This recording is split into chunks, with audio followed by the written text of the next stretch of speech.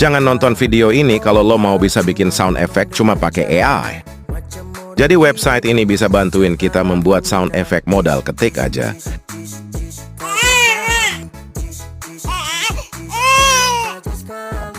Langkah pertama, buka browser pada handphone kalian, lalu ketik elevenlabs.io.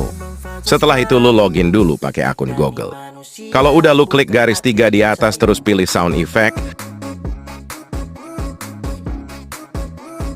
Atur settingannya sesuai selera kalian.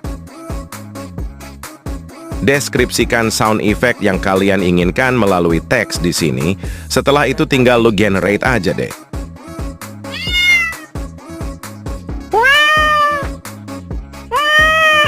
Terus download hasilnya. Oke, segitu aja video kali ini. Jangan lupa subscribe dan like. Sampai ketemu di video selanjutnya.